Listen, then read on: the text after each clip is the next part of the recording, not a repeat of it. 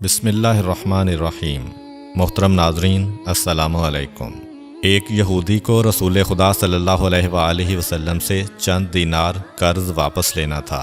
ایک دن آپ راستے میں جا رہے تھے کہ وہ یہودی آپ کے پاس آیا اور اس نے کہا، جب تک آپ میرا قرض ادا نہیں کریں گے اس وقت تک میں آپ کو یہاں سے نہیں جانے دوں گا۔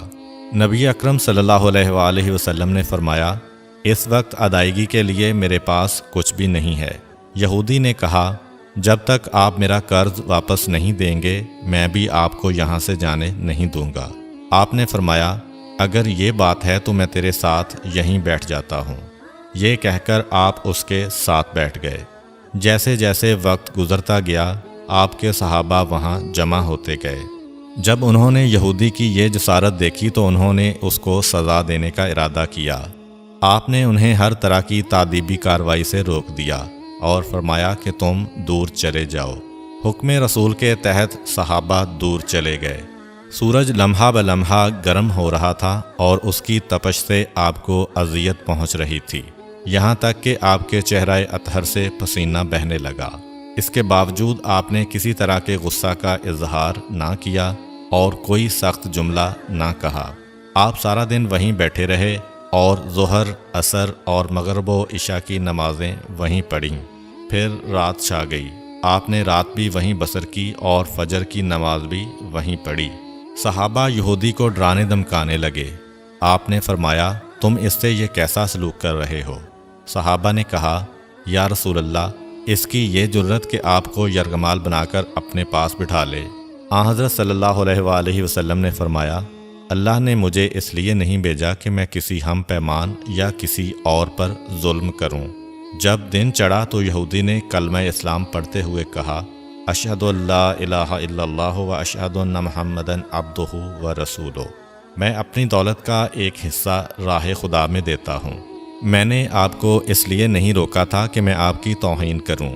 اس ذریعے سے میں آپ کے پیمانہ صبر کو آزمانا چاہتا تھا، کیونکہ تورات میں نے آپ کی یہ صفت پڑھی ہے، محمد بن عبداللہ مکہ میں پیدا ہوگا اور طیبہ کی طرف ہجرت کرے گا۔ وہ تندخو اور سخت مزاج اور بیہودہ گوئی کرنے والا نہ ہوگا اور کوئی جھوٹی بات زبان سے نہیں کہے گا۔ اس طرح سے میں نے آپ کو یہاں رکھ کر اس بات کی تصدیق کی ہے کہ تورات نے بالکل سچ کہا تھا۔ رسول اکرم صلی اللہ علیہ وآلہ وسلم مبعوث برسالت ہونے کے 3 سال بعد تک خفیہ طور پر دعوت اسلام دیتے رہے۔ اس کے بعد اللہ تعالیٰ نے آپ کو حکم دیا کہ آپ کھل کر اللہ کا پیغام پہنچائیں اور لوگوں کو خدا کی طرف دعوت دیں۔ ایام حج شروع ہوئے تو پورے جزیرۃ العرب سے لوگ مکہ کی طرف آنا شروع ہوئے۔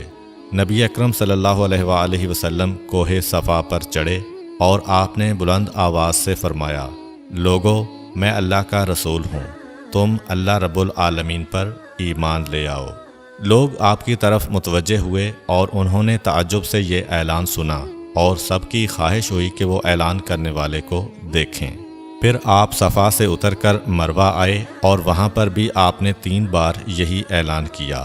جب ابو جہل نے آن حضرت صلی اللہ علیہ وآلہ وسلم کا یہ اعلان سنا تو اسے سخت غصہ آیا۔ اس نے زمین سے ایک پتھر اٹھا کر آپ کی پیشانی پر مارا، جس سے آپ کی پیشانی زخمی ہو گئی، خون بہنے لگا اور آپ کا پورا چہرہ لہو لہان ہو گیا۔ اس کے بعد تمام مشرکین آپ کو پتھر مارنے لگے۔ نبی اکرم صلی اللہ علیہ وآلہ وسلم مجبور ہو کر کوہ ابو قبیس پر چڑھ گئے اور ایک چٹان کے پیچھے جا کر چھپ گئے۔ مشرکین نے بھی آپ کا تعاقب کیا لیکن آپ انہیں کہیں دکھائی نہ دیے۔ ناکام و نامراد ہو کر انہیں واپس آنا پڑا۔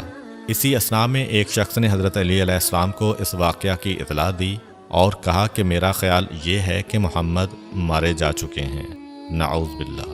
یہ سن کر حضرت علی علیہ السلام کو شدید دکھ ہوا اور آپ ام المومنین حضرت خدیجہ الکبریٰ سلام اللہ علیہ کے پاس آئے اور ان سے کہا، میں نے سنا ہے کہ مشرکین نے رسول خدا صلی اللہ علیہ وآلہ وسلم پر سنگ باری کی ہے اور بعض لوگوں کا یہ گمان ہے کہ نبی اکرم شہید ہو گئے ہیں۔ آپ روٹی پانی اٹھائیں اور میرے ساتھ انہیں تلاش کرنے کے لیے چلیں، ممکن ہے ہمیں ان کا کہیں نشان مل جائے۔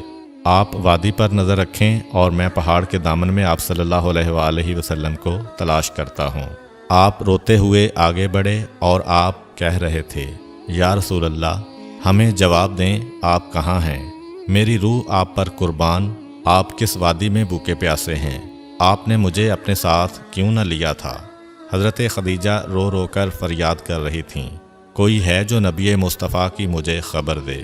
کیا کسی نے انہیں دیکھا ہے جو مجھے ان کے متعلق بتلائے؟ اس وقت جبریل امین علیہ السلام رسول خدا صلی اللہ علیہ وآلہ وسلم پر نازل ہوئے۔ ان کے پیچھے ملائکہ کی بہت سی صفیں تھیں۔ انہوں نے حضرت صلی اللہ علیہ وآلہ وسلم سے کہا، خداوند جبار نے ہمیں آپ کے فرمان کی تعمیل کے لیے بھیجا ہے۔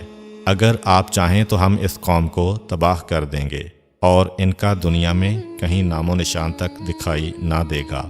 رحمت للعالمین نے فرمایا، میں نبی رحمت بنا کر بھیجا گیا ہوں، میں عذاب و انتقام کا حامی نہیں ہوں۔ پروردگار میری قوم کو معاف کر دے، وہ مجھے جانتے نہیں ہیں۔ جبریل امین علیہ السلام نے حضرت صلی اللہ علیہ وآلہ وسلم سے کہا، خدیجہ سلام اللہ علیہا آپ کو تلاش کر رہی ہیں۔ خدیجہ کے رونے نے آسمان کے فرشتوں کو رلا دیا ہے، آپ انہیں جواب دیں، خدا کی طرف سے اور ہماری طرف سے انہیں سلام پہنچائیں اور انہیں جنت کی بشارت دیں۔ نبی اکرم صلی اللہ علیہ وآلہ وسلم نے خدیجہ و علی کو صدا دی اور انہیں اپنے پاس بلایا۔ دونوں شخصیات آپ کی خدمت میں حاضر ہوئیں۔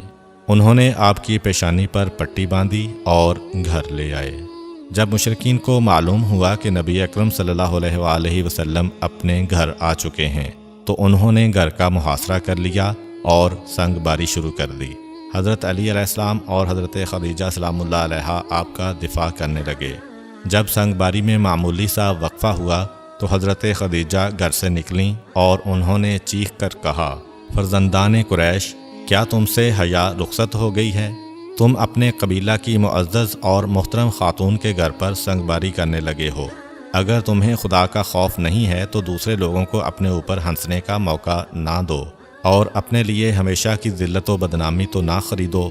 جب مشرکین نے حضرت خدیجہ سلام اللہ علیہا کی گفتگو سنی تو ندامت کے مارے ان کے سر جھک گئے اور وہ شرمندہ ہو کر اپنے گھروں کو چلے گئے۔